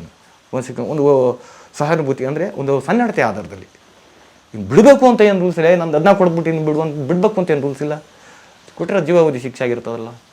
ಹಾಗಾಗಿ ಅದಕ್ಕೆ ಅರ್ಹತೆ ಯಾವಾಗ ಬರಬೇಕು ಅಂದ್ರೆ ಅಲ್ಲೇನು ಅಂತಂತರ ಜನನ ಮುದ್ದೆಯಲ್ಲಿ ಈಗ ಒಂದೇ ಮನೆಯಲ್ಲಿರೋ ಅಂಥದ್ದು ಸಹಜವಾಗಿ ಸ್ವಂತ ಮನೆಗಳಲ್ಲೇ ಜಗಳ ಮಾಡ್ಬಿಡ. ಅದು ಮಾಡಲಿಲ್ಲ, ಇದು ಮಾಡಲಿಲ್ಲ, ಅದು ತಗುಲ್ತು, ಇದು ತಗುಲ್ತು, ಕಾಲು ತಗುಲ್ತು, ಕೈ ತಗುಲ್ತು. ಒಂದೇ ಕಡೆ ಸ್ನಾನ ಮಾಡಬೇಕಾಗುತ್ತೆ, ಒಂದೇ ಕಡೆ ಬಾತ್ರೂಮ್ಗೆ ಹೋಗ್ಬೇಕಾಗ್ತದೆ, ಒಂದೇ ಕಡೆ ಮನೆಬೇಕಾಗುತ್ತೆ. ಇಂಥವು ಸಹಜವಾಗಿ ಗಲಾಟೆ ಆಗೋಂಥ ಸಾಧ್ಯತೆಗಳು ಇರ್ತವೆ. ಎಂಥರ ಜೊತೆಲಿ ಕೊಲೆಗಾರರು ಇರ್ತಾರೆ, ಡಕಾಯ್ತಿರ್ತಾರೆ, ರಾಬರಿಗಳು ಇರ್ತಾರೆ. ಅಂಥರ ಜೊತೆಲಿ ಗಲಾಟೆ ಮಾಡಬೇಕಾಗುತ್ತೆ. ಅಂಥರ ಜೊತೆಲೇ ನಿಭಾಯಿಸೋದ್ರಿಂದ ಅದನ್ನು ಒಂದು ಸಾಧನೆಯೇ ಆಗಿರುತ್ತೆ. ಏನೋ ಗಲಾಟೆ ಮಾಡ್ಕೊಂಡಲ್ಲಿ ಯಾವುದೇ ಒಂದು ಕಂಪ್ಲೇಂಟ್ಸ್ ಇಲ್ಲದೆ ಅಲ್ಲಿ ಜೈಲಿನೊಳಗೂ ಒಂದು ಜೈಲು ಇರುತ್ತೆ ಕಮಾನ್ ರೂಮ್ ಅಂತ, ಅದೊಂದು ಊರು ಇದ್ರಲ್ಲಿ ಇಲ್ಲದ ಬಿಟ್ಟಾಯ್ತು, ಅದ್ರೊಳಗೂ ಒಂದು ಜೈಲು ಇರುತ್ತಲ್ವ. ಇವಾಗ ಪೊಲೀಸ್ ಸ್ಟೇಷನ್ ಅದೇ ಪೊಲೀಸೇ ಇರ್ತಾರೆ. ಇವಾಗ ಅವನು ಎಲ್ಲರೂ ಫ್ರೀಯಾಗಿ ಓಡಾಡ್ಕೊಂಡಿರೋಕೆ ಒಂದು ಅವಕಾಶ ಇರ್ತದೆ ಅಲ್ಲಿ. ಆ ಕಾಂಪೌಂಡ್ ಚೌಕಟ್ಟಿನೊಳಗಡೆಯಲ್ಲಿ ಓಡಾಡ್ಕೊಂಡು ಬೆಳಿಗ್ಗೆನಾಗಿ ಇರ್ತದೆ. ಆ ಟೈಮ್ ಅನ್ಸಾರ 7 ಗಂಟೆನ ಏನೋ ಇರುತ್ತೆ, 6 ಗಂಟೆಗೆ ಅವ್ನು ಮಾಮೂಲಿ ಊಟ ತೊಗೊಂಡ್ರು ಇನ್ನೇನೋ ಅವ್ನು ಮಾಡ್ಕೊಂಡೋಗಿ ಅವ್ನು ರೂಮ್ಗೆ ಅವ್ನು ಸೇರ್ಕೊಂಡ್ಬಿಡ್ತಾನೆ. ಅದೇನು ಯಾರು ನೀನು ಹೋಗು ಅಂತ ದೊಣ್ಣೆ ತಾಂಡೇನು ಬರೋದಿಲ್ಲ. ಅವ್ರ ಪಾಡ್ಗೆ ಅವರು ಅವರ ರೂಮ್ಗೆ ಅವರು ಹೊಂಟೋಗ್ಬಿಡ್ತಾರೆ. ಆ ಥರ ಫ್ರೀಯಾಗಾದರೂ ಇರ್ಬೋದಲ್ಲ ಬೆಳಿಗ್ಗಿಂದ ಸಾಯಂಕಾಲವರೆಗೂ. ಹಂಗೆ ಫ್ರೀ ಇರುತ್ತೆ ಸಜೆ ಆದರೆ ಖಂಡಿತ ಇರುತ್ತೆ. ಇವ್ರು ಊಟಿ ಪ್ರಿಸನರ್ಸ್ಗೂ ಇರುತ್ತೆ, ಇದು ನಾಡಿನದವರು ಏನೋ ಸುಳ್ಳೆಲ್ಲ ತೋರಿಸ್ತಾರೆ, ಅದನ್ನೆಲ್ಲ ನನಗೆ ಇಷ್ಟ ಆಗೋದಿಲ್ಲ. ಎಲ್ಲರಿಗೂ ಫ್ರೀ ಇರುತ್ತೆ ಎಲ್ಲರಿಗೂ. ಕೆಲವೊಂದು ಇವರು VIP ಗಳು ಅಂತ ಏನು ಹೋಗ್ತಾರೆ, ಇವಾಗ ಉದಾಹರಣೆಗೆ ದರ್ಶನ್ ಹೋಗ್ಯಾರೆ ಅಂತ ತಿಳ್ಕೊಳ್ರಿ, ಅವ್ರು ಸುಮ್ಮನೆ ಫ್ರೀ ಐತೆ ಅಂತ ಹೇಳ್ಬಿಟ್ಟು ಅಲ್ಲಿ ಹೋಗ್ಬಿಟ್ಟು ಅಂತಂದರೆ ಅವರು ಸೆಲೆಬ್ರಿಟಿ ಆಗಿರೋದ್ರಿಂದ ಎಲ್ಲ ತುಂಬ್ಕೊಳ್ಳೋಂಥದ್ದು ಸಹಜ, ಮಾತಾಡ್ಸೋಕೆ ಹೋಗೋಂಥದ್ದು ಅದು ಸಹಜ. ಇವಾಗ ಅಲ್ಲಿ ಒಂದು ಗುಂಪು ಕ್ರಿಯೇಟ್ ಆಗುತ್ತೆ, ಒಂದು ಗುಂಪು ಕ್ರಿಯೇಟ್ ಆದಂಗೆ ಆಗುತ್ತೆ, ಗಲಾಟೆ ಆಗೋ ಸಾಧ್ಯತೆಗಳು ಇರ್ತವೆ. ಹಾಗಾಗಿ ಅವ್ರನ್ನ ಬಿಡಲ್ಲೇ ಹೊರತು ಅವ್ರನ್ನ ಬಿಡಬಾರ್ದು ಅನ್ನೋ ಉದ್ದೇಶ ಏನೋ ಅಧಿಕಾರಿಗಳಿಗೇನೋ ಇರೋದಿಲ್ಲ. ಆ ಥರ ಕ್ರಿಯೇಟ್ ಆಗಿಬಿಡುತ್ತೆ ಅನ್ನೋ ಕಾರಣಕ್ಕೋಸ್ಕರನ ನೀವು ಹೋಗ್ಬೇಡ್ರಿ ಅನ್ಬೋದು ಅಷ್ಟೇನ. ನೀನು ಎಲ್ಗೂ ಹೋಗ್ಬೇಡ ಅಂತ ಏನು ಅವ್ರಿಗೆ ಹೇಳಿರೋದಿಲ್ಲ. ಆ ಕಾರಣಗಳನ್ನ ಆಲೋಚನೆ ಮಾಡಿ ಹಂಗಂತ ಹೇಳಿರ್ಬೋದು ಅಂತ ನನ್ನ ಅನಿಸಿಕೆ. ಅವ್ರನ್ನ ಅಲ್ಲಿ ಕೂಡ ಹಾಕ್ಬಿಟ್ಟವ್ರೆ ಕತ್ಲೆ ಕೋಣೆ ಅದೆಲ್ಲ ಏನಿಲ್ಲ. ಅಲ್ಲಿರೋ ಅಂಥ ಕಿಟಕಿಗಳು ನೋಡಿಬಿಟ್ರೆ ಮನೆಗಳಿಗೂ ಇರಲ್ಲ, ಆ ಥರದ ಕಿಟಕಿಗಳಿದ್ದಾವೆ. ಆ ಕತ್ಲೆ ಕೋಣೆ ಏನು ಒಂದಕ್ಕೊಂದು ಸಂಬಂಧ ಇಲ್ಲಂಗೆ ಮಾತಾಡ್ತಿರ್ತಾರೆ. ಈ ದರ್ಶನ್ ಅವ್ರನ್ನ ಸಿಂಗಲ್ ರೂಮ್ಗೆ ಹಾಕಿರ್ತಾರ? ಸಿಂಗಲ್ ರೂಮ್ಗೆ ಏನು ಹಾಕಿರಲ್ಲ, 4-5 ಜನ ಇದ್ದೇ ಇರ್ತಾರೆ. ಅಲ್ಲಿ ಶೆಲ್ ಅಂತ ವಿಶಿ ಶೆಲ್ ಅಂತ ಇರ್ತದೆ, ನಾನು ನೋಡಿಲ್ಲ. ಇವಾಗ ಅವ್ರನ್ನ ನೋಡಿಲ್ಲ ಎಲ್ಲ ಹೇಳಿ ದರ್ಶನ್ ಅವ್ರು ಹೋದ್ಮೇಲೆ ಈಗ ನೋಡಿಲ್ಲ ಅಷ್ಟೇನಾ. ಅಲ್ಲಿ ಇದ್ದಿರೋದನ್ನ ಅನುಭವ ನಾನು ಹೇಳ್ತಿರ್ತೀನಿ. ಶೆಲ್ ಅಂದರೆ ಏನು ಅಂತ ನನಗೆ VIP ಅಥವಾ ಸೆಲೆಬ್ರಿಟಿ ಬಂದರೆ ಯಾವ ರೂಮು ಶೆಲ್ಗಳಿಗೂ ಹಾಕ್ತಾರೆ. ಅಲ್ಲಿ ಕಾಮನ್ ಜನನೂ ಕೆಲವು ಸಂತರಿ ಹೋಗ್ತಾರೆ. ಅರ್ಹತೆ ಇಲ್ದವರು ಸಹಭುಂಜಿಗಳ ಜಗಳ ಗುದ್ದಾಟ ಅದು ಇದು ಹೊಡೆದಾಡ್ಕೊಂಡಿರೋ ಯಾವಾಗಲೂ ಇವನು ಇಲ್ಲಿರೋಕ್ಕೆ ಸಹಭುಂಜಿಗಳ ಜೊತೆಲಿ ಇರೋಕ್ಕೆ ಅರ್ಹನಲ್ಲ ಅಂದ್ರೆ ತಾಂಡಗಲ್ಗೆ ಹಾಕ್ಬಿಡ್ತಾರೆ ಸಿಂಕಾಸಿಗೆ ಬಿದಿರಲ್ಲಿ ಅಂತ. ಅಂದರೆ ಜೈಲಿನೊಳಗೆ ಒಂದು ಜೈಲು ಅನ್ನಲ್ಲ ಆ ಥರಕ್ಕೆ. ಇಲ್ಲ ಅಂದರೆ ಒಂದು ದೊಡ್ಡ ರೂಮ್ ಮಾಡ್ಕೊಂಡು ಅಂಥವ್ರನ್ನೆಲ್ಲ ಒಂದು ಕಡೆಗೆ ಹಾಕ್ಬಿಟ್ಟು ಕಮಾನ್ ಎತ್ಬಿಡ್ತಾರೆ. ಕಮಾನ್ ಅಂದರೆ ಜೈಲು ಭಾಷೆಯಲ್ಲಿ ಬೇರೆ ಜೈಲುಗಳಿಗೆ ವರ್ಗಾವಣೆ ಮಾಡಿಬಿಡೋವಂಥದ್ದು. ಕಮಾನ್ ರೂಮ್ ಅಂತ ಇರ್ತದೆ. ಅವ್ರನ್ನ ಎಲ್ಲರ ಜೊತೆಲಿ ಓಡಾಡಕ್ಕೆ ಬಿಡೋದು, ಅಲ್ಲಿಗೆ ಊಟ ಕೊಟ್ಬಿಡ್ತಾರೆ. ಅಲ್ಲೇನೋ ಆಗ್ಲಾಗಲ್ಲ ಅದು ಇದು ಇನ್ಲೀಗಲ್ ಆ್ಯಕ್ಟಿವಿಟೀಸನ್ನು ಮಾಡಿದಾಗ, ಈಗ ಗಾಂಜಾ ಆಗಿರ್ಬೋದು, ಮತ್ತೊಂದಾಗಿರ್ಬೋದು, ಈ ಥರ ಹೊಡೆದಾಟ ಈ ಥರ ಮಾಡ್ಕೊಂಡಂಥ ಸಂದರ್ಭದಲ್ಲಿ ಅವ್ರ ತಾನೇ ನಿಭಾಯಿಸ್ಬೇಕಂತ ಕರ್ತವ್ಯ ಆಗಿರ್ತದೆ. ಹಾಗಾಗಿ ಹೆಂಗೆ ಮಾಡ್ತಾರೆ ಗೊತ್ತಾ, ಅವ್ರನ್ನ ಹೊಡಿಬೇಕು ಅನ್ನೋ ಉದ್ದೇಶಕ್ಕೆ ಯಾವ ಪೊಲೀಸು ಏನು ಹೊಡೆದಿರೋದಿಲ್ಲ. ಅದನ್ನೆಲ್ಲ ಸುಧಾರಿಸಲಿಲ್ಲ ಅಂದರೆ ಅವರು ಅಲ್ಲಿ ಡ್ಯೂಟಿ ಮಾಡಿ ನಿಮ್ಮ ಫ್ರೆಂಡ್ನ ಹಾಗಾಗಿ ಹೊಡಿತಾರೆ ಗೊತ್ತಾ. ನೀನು ಯಾಕೆ ಕೇಸ್ ಮಾಡಿ ಬಂದಿದ್ಯಾ ಅಂತ ಯಾರನ್ನು ಹೊಡಿಯಲ್ಲ. ಅದನ್ನು ಕಟ್ಕೊಂಡು ಅವ್ರಿಗೇನು ಆಗಬೇಕಾಗಿಲ್ಲ, ಹಂಗೆ ಹೊಡೆಯೋದು ಇಲ್ಲ. ಯಾಕೆ ಹೊಡಿತಾರೆ? ಹೊಡಿಲ್ಲ. ಏನು ಹೊಡಿತಾರೆ? ಅದು ಜಗಳ ಆಗುತ್ತೆ, ಹೊಡೆದಾಟ ಆಗುತ್ತೆ.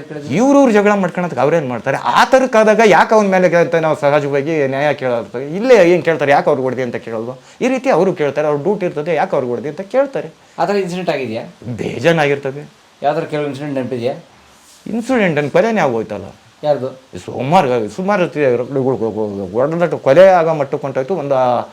ಒಬ್ಬನ ಕಲೆ ಎತ್ತಾಕ್ಬಿಟ್ಟ ಒಬ್ಬ.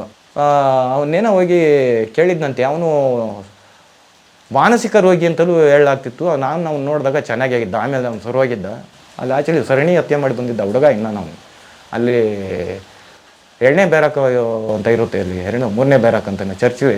ಅಲ್ಲಿ ಆ ರೂಮ್ನಲ್ಲಿ ಅಲ್ಲಿ ಮನೆ ಕಂಡಿದ್ದಂತೆ, ಏನೋ ಗಾಂಜನ ಏನೋ ಕೇಳಿದ್ನಂತೆ. ಇಲ್ಲ ಅಂದಿದ್ಕ ಏನೋ ಕಲ್ಲೆತ್ತಾಕಿದ್ದ ಅಂತ ಗೊತ್ತಾಯ್ತು. ನಾನು ಅಲ್ಲೇ ಇದ್ದೆ, ಅವಾಗ ಇದ್ದೆ. ಕಲ್ಲು ಸಿಗುತ್ತದೆ ಕಲ್ಲುಗಳು ಈ ಒಂದು ಊರು ಅಂತ ಅಂದಮೇಲೆ ಇದು ಒಂದು ಊರಿಗೆ ಈಕ್ವಲ್ ಅದು ಸಿಗುತ್ತೆ. ಎಲ್ಲನ ಆ ಕಡೆಯಲ್ಲಿ ಎಲ್ಲ ಒಂದು ಕಡೆ ಬಿದ್ದಿರ್ತದೆ. ಅಲ್ಲಿ ಪಾಯ ಕಟ್ಬೇಕಾದ್ರು ಎಲ್ಲ ಕಲ್ಲಿನ ಬಿಲ್ಡಿಂಗ್ಗೆ ಲಕ್ಷಾಂತರ ಕಲ್ಲುಗಳ್ನ ಹಾಕಿ ಒಂದೊಂದು ಬಿಲ್ಡಿಂಗ್ ಕಟ್ಟಿರೋದು, ಲಕ್ಷಾಂತರ ಕೋಟಿಗಟ್ಟಲೆ ಕಲ್ಲುಗಳ್ನ ಹಾಕಿ ಬಿಲ್ಡಿಂಗ್ ಕಟ್ಟಿರೋದು, ಎಲ್ಲ ಒಂದು ಮಿಸ್ ಆಗಿ ಬಿದ್ದಿರ್ಬೋದು. ಆ ಥರಕ್ಕಿರುತ್ತೆ. ಅಲ್ಲಿ ಚರಂಡಿ ಇಲ್ಲ, ಪರೆಂಟ್ ಇಲ್ಲ, ಈ ಸಿಮೆಂಟ್ ಅಪ್ಪಮೆಂಟ್ ಲೂಜಾಗಿ ಕಿತ್ಕೊಂಡು ಬಿದ್ದಿರ್ಬೋದು. ಡ್ರೈನ್ಗಳಿರ್ತಾವಲ್ಲ ಹಳೇದಾದ್ಮೇಲೆ ಯಾವ ಬೇಕಾದ್ರು ಇಲ್ಲೂ ಕಿತ್ಕೊಬೋದಲ್ವ. ಆ ಥರ ಯಾರನ್ನ ತಗೊಂಡಾಗ ನಿಂಗೆ ಕವಿ ಕೊಟ್ಟು ಪೊಲೀಸ್ನವ್ರು ಕೊಟ್ಟು ಎತ್ತಾಕ್ಯವ್ರಿ ಅಂತ ಅನ್ನೋದು ಸುಳ್ಳು. ಅದು ಆಕಸ್ಮಿಕವಾಗಿ ಸಿಕ್ಕಿರ್ಬೋದು, ಅದು ಅಷ್ಟೇ. ಎಲ್ಲ ಇಡೀ ಒಂದು ಊರಿದ್ದಂಗೆ ಅಂತ ಹೇಳಿದಾಗ ಎಲ್ಲ ಒಂದು ಕಡೆ ಬಿದ್ದಿರುತ್ತೆ. ಅವನ್ನೆಲ್ಲ ಒಂದು ಕಡೆಯಲ್ಲಿ ನೋಡಿರ್ತಾನೆ. ಆ ಥರಕ್ಕೆ ಇರ್ತದೆ. ಆ ಕಟ್ಟೆಗಳು ಕಟ್ಟಿರ್ತಾರೆ. ಇವಾಗ ಈ ಸ್ಟೆಪ್ ಇರುತ್ತೆ ನೋಡಿ, ಇಲ್ಲಿ ಈ ಸ್ಟೆಪ್ಪು ಇದು ಹಿಂಗೆ ಕಟ್ಟಿರ್ತಾರೆ. ಹಿಂಗೆ ಅದೇ ಒಂದು ಸ್ಟೆಪ್ಪು, ಇದೇ ಒಂದು ಸ್ಟೆಪ್ ಇರ್ತದೆ. ಅದು ಅಂಡರ್ಗ್ರೌಂಡ್ ಇರುತ್ತೆ. ಇಲ್ಲಿ ನೀರಪ್ಪ ಹಿಂಗೆ ಅಕಸ್ಮಾತ್ ಹೊರದಾಗ್ಬಿಟ್ಟು ಲೂಸ್ ಹಾಕಿ ಕಿತ್ತೋಗ್ಬಿಡ್ಬೋದಲ್ವ. ಒಂದು ಕಲ್ಲು ಬಿದ್ದೋಗುತ್ತೆ. ಒಂದೇ ಬೀಳ್ಬೋದು, ಒತ್ತೆ ಬೀಳ್ಬೋದಲ್ಲ. ತಗೊಂಡು ಇನ್ನೊಬ್ಬನ ಮೇಲೆ ಹಾಕ್ಬಿಡ್ದ. ಆ ಥರಕ್ಕಾಗಿರುತ್ತೆ ಅಷ್ಟೇ. ಯಾರು ಕಲ್ತಂಡೋಗ್ಬಿಟ್ಟು ನೀನು ಅವ್ನು ಗೆತ್ತಾಕು ಅಂತ ಆ ಪೊಲೀಸು ಕೊಟ್ಟಿರೋದಿಲ್ಲ. ವೆಪನ್ ಕೊಡಲ್ಲ, ಯಾರು ಕೊಡಲ್ಲ, ಅವೆಲ್ಲ ಸುಳ್ಳು, ವೆಪನ್ ಅವೆಲ್ಲ ಕೊಡಲ್ಲ. ಅಕಸ್ಮಾತ್ ಇವ್ನು ಇನ್ಲೀಗಲ್ ಆಗಿ ಯಾಮಾರಿಸ್ ತಗೊಂಡೋಗಿರ್ಬೋದು, ಹೊರತು ಪೊಲೀಸ್ ತಗೊಂಡೋಗಿ ಕೊಟ್ಟವ್ರೆ ಅನ್ನೋ ಸುಳ್ಳು. ಹೊಡೆದಾಟ ಬಡದಾಟ ಆಗಿತ್ತು ಸುಮಾರಾಗಿದೆ, ಸುಮಾರು. ಯಾರು ಒಂದು ಒಳ್ಳೆ ಡೈಲಿ ಅವನ ಒಂದು ಹಬ್ಬ ಅಂತ ಇದ್ರು, ಒಂದು ದಿನ ಒಂದು ಚೈರ್ ಹಾಕ್ಯಂಬ ನಿಂಗೆ ಕುಂದಿಸ್ಕೊಂಡ್ಬಿಟ್ಟು ರಾತ್ರಿದು ಯಾವ್ದು ಕಂಪ್ಲೇಂಟ್ಸು ಅಲ್ಲೆಲ್ಲ ಕಂಪ್ಲೇಂಟ್ ಆಗ್ತಿರ್ತೇವೆ. ರಾತ್ರಿ ಯಾವ್ದು ಕಂಪ್ಲೇಂಟ್ ಆಯಿತು ಅಂತ ಅವ್ರದ್ದು ಬೆಳಿಗ್ಗೆ ಇದ್ರೆ ಅವರು ರೌಂಡ್ಸಿಗೆ ಬಂದಂಥ ಟೈಮ್ನಾಗೆ ಅವ್ರದ್ದು ಅದೇ ಡ್ಯೂಟಿ. ಪೊಲೀಸ್ಗೆ ಪೊಲೀಸ್ ಅಂತ ಬಿ ಎಸ್ ಅಬ್ಬಾಯಿ ಅಂತ ಇಡೀ ಇಂಡಿಯಾಕ್ಕೆ ನನಗೆ ಗೊತ್ತಿರೋ ಪ್ರಕಾರ ಅವ್ರ ಗಂಡ ನನ್ನ ಕಿರಣ್ ಬೇರಿ ಬಿಟ್ಟರೆ ಬಿ ಎಸ್ ಅಬ್ಬಾಯಿ ಅಂತ ಅಂದರೆ ದಕ್ಷ ಅಧಿಕಾರಿ ಅಂತ ಹೇಳ್ಬೋದು. ಬೇರೆಯವ್ರು ಹೇಳೋದಲ್ಲ, ನಾನು ಕೂಡ ಹಂಗೆ ಅಂದ್ಕೊಂಡಿದ್ದೀನಿ. ಅವರು ಅಂಥ ಗೊತ್ತು, ಗಾಂಭೀರ್ಯತೆ, ಎಂಥ ಜೈಲರನ್ನ ಹಿಂಗೆ ನಿಂತ್ಕೊಂಡು ಹಿಂಗೆ ಬಗ್ಗೆ ನೋಡೋರು ಅವ್ರಿಗೆ. ಆ ಥರ ಗೊತ್ತು ಬಿ ಎಸ್ ಅಬ್ಬಾಯಿ ಅನ್ನೋರು, ಆ ಥರಕ್ಕಿದ್ರು. ಅಂಥ ವ್ಯಕ್ತಿಗಳನ್ನ ಯಾರು ಗಲಾಟೆ ಆಯಿತು, ಯಾರು ಕರ್ಕೊಂಬಂದು ಸರ್ ರಾತ್ರಿ ಇಂಥ ಕಡೆ ಬೇರೆ ಕಲ್ಗಾಗಿ ಗಲಾಟೆ ಕರ್ಸಿಲ್ಲ ಅವನು, ಅವ್ರು ಯಾರು ಹೊಡಿನೇ ಆಗಿರಲಿ ಕರ್ಸಿಲ್ಲ ಅವನ್ನ ಅನ್ನೋರು, ಕುಂತಿತ್ತ ಕರ್ಸೋರವರು. ಯಾರು ಹೊಡೆದಿತ್ತು? ಇವನು. ಯಾರು ಹೊಡೆದ? ನೋಡ್ತಾರೆ ಅವರು, ಇವನು ರೌಡಿ, ಇವನು ಅಮಾಯಕ, ಯಾಕೆ ಹೊಡೆದಿದ್ದು? ಕಾರಣಗಳನ್ನ ಕೇಳ್ತಾರೆ. ಏನೋ ಆಗಿರ್ತದೆ, ಅವ್ನಿಗೆ ಏನೋ ಒಂದು ಹೇಳಿರ್ತಾನೆ, ಅದು ಕೊಡ್ದ ಅಂತಾನೆ, ಕೊಡಲ್ಲ ಅವನಿಗೆ ಲಾಠಿ ಅಂತಾರೆ. ರಾತ್ರಿ ಅವ್ನು ಕೊಟ್ಟಿದ್ದ, ಯಾರು ಸದ್ರುಡ್ದವನು ಅವ್ನು ಹೊಡೆದ್ಬಿಟ್ಟ. ಇವಾಗೇನು ಹೊಡೆಯನೇನೆ ಅಂತಾರೆ, ಹೊಡಿ ಕುಂಡಸವನಿಗಿಂತಾರೆ, ಹೊಡ್ಸ್ಕೊಂಡು ಅವನಿಗೆ. ಯಾರು ಹೊಡೆದ್ನೋ ಅವನಿಗೆ ಕೊಟ್ಟು ಹೊಡಿ, ಇವಾಗ ನೀನು ಹೊಡಿ ಅವನಿಗೆ ಅಂತಾರೆ. ಪನಿಷ್ಮೆಂಟ್ ಅವ್ರು ಆ ಥರ ಕೊಡ್ತಿದ್ದಿತ್ತು. ಅವನಿಂದ ನೋವು ತಿಂದಿರ್ತಾನೆ ಅವನು. ಅಲ್ಲಿ ಗೊತ್ತಿರ್ತದೆ ಸರಿ ತಪ್ಪುಗಳನ್ನ, ಇಬ್ರದ್ದು ತಪ್ಪಾಗಿರಿ ಇಬ್ಬರಿಗೂ ಕುಂಡ್ರಿಸಿ ಹಾಳಾಕಡ್ತಾರೆ. ಅಮಾಯಕನ್ಗೆ ಅವ್ನು ಹೊಡೆದ್ಬಿಟ್ಟು ಕಾರಣ ಕೇಳ್ಬಿಟ್ಟು ಸುಮ್ಮನೆ ಅವನು ಹೊಡೆದಾನೆ ಅಂದರೆ ಅವನ ಕೈಲಿ ಅವ್ನು ಓಡಿಸ್ತಾರೆ. ಇಬ್ಬರು ತಪ್ಪು ಮಾಡಿರೋದು ಇನ್ಲೀಗಲ್ ಅಂತಂದಾಗ ಇಬ್ಬರಿಗೂ ಹೊಡಿತಾರೆ. ಸುಮ್ಮನೆ ಯಾರಿಗೂ ಹೊಡಿಯೋಕೆ ಹೋಗಲ್ಲ. ಯಾಕೆ ಹೊಡಿತಾರೆ? ಏನೋ ಒಂದು ಕಾರಣ ಇರಲೇಬೇಕಲ್ವ. ಆ ಥರದ್ದು ಅನೇಕ ಕಾರಣಗಳು ಇದೇ ಇರ್ತವೆ, ದಿನನಿತ್ಯ ಅವನ್ನ ನಡೀತಾನೆ ಇರ್ತಾವೆ, ಕಾಮನ್. ನಿಮ್ಮ ಅಟ್ಯಾಕ್ ಆಗಿತ್ತಾ? ಯಾವುದು ಆಗಿಲ್ಲ. ಯಾಕಾಗಿಲ್ಲ ಅಂತಂದರೆ ನಾನೇನಕ್ಕೂ ಅಂಥದ್ದು ಪಾಲ್ಗೊಳ್ತಿರ್ಬೋಲ್ಲ, ನಾನು ಆಯ್ಕೆ ಮೇಲೆ ಹೋಗುತ್ತಲ್ವ ಅದು. ಸೊ ಯಾರನ್ನೂ ಹೊಡೆದಿಲ್ಲ. ಒಂದೇ ಒಂದು ಇದುವರೆಗಾಗೂ ಒಂದೇ ಏಟು ಟಚ್ ಮಾಡಿಸ್ಕೊಂಡಿಲ್ಲ. ಪೊಲೀಸಿಂದ ಹಿಡಿದು ಜೈಲಿಂದ ಒಂದೇಟು. ಏನು ಕುಡಿತಾರೆ? ಸುಮ್ಮನೆ ಏನು ಕುಡಿತಾರೆ? ಕಾರಣ ಬೇಕಲ್ಲ, ಯಾಕೆ ಕುಡಿತಾರೆ? ನನ್ನ ಎಷ್ಟೋ ತಿಂಗಳುಗಳ ಕೆಳಗೆ ನನ್ನ ನೋಡಿರಲ್ಲ, ಅವರು ಕೆಲಸ ಮಾಡ್ತಿದ್ರು ಕೂಡ ನೋಡಿರಲ್ಲ. ಆಫೀಸರ್ಸ್ ಕೆಲವರು ಅವರೇ ಕೊಟ್ಟಿರ್ತಾರೆ. ನನಗೆ ಯಾರು ಕೆಲಸ ಕೊಟ್ಟಿರ್ತಾರೆ ಅವ್ರಿಗೆ ಮಾತ್ರ ಕೊಟ್ಟಿರ್ತಾರೆ. ಬೇರೆಗೆಲ್ಲ ನೂರಾರು ಜನ ಇರ್ತಾರೆ ಪೊಲೀಸರು, 10 ಜನ ಜೈಲರ್ಗಳು ಇರ್ತಾರೆ, ಒಂದು 7-8 ಜನ ಸೂಪರ್ಡೆಂಟ್ ಕೊಡ್ತಾರೆ, ಚೀಫ್ ಸೂಪರ್ಡೆಂಟ್ ಹೋಗ್ಬಿಡ್ತಾರೆ, DIG ಇರ್ತಾರೆ. ಸಾವಿರಾರು ಜನದೊಳಗೆ ನಾನು ಯಾರು ಎಲ್ಲ ಆಮೂಲ ಇರ್ತಾನೋ ಹಂಗಾಗೋಗಿರ್ತದೆ. ಆ ನಂತರದಾಗಿ ವಿಶೇಷವಾಗಿ ಸೀನಿಯರ್ ಆದಂಗೆ ಆಲ್ಮೋಸ್ಟ್ ಎಲ್ಲ ನೋಡಿರ್ತಾರೆ. ಪ್ರಥಮ ಹಂತಗಳೊಳಗೆ ಎಲ್ಲರ್ತಾನೆ, ಯಾರು ಇರ್ತಾನೋ ಯಾರೋ ಏನೂ ಗೊತ್ತಾಗೋಗುತ್ತೆ, ಆ ಥರಕ್ಕೆಲ್ಲ ಆಗುತ್ತೆ.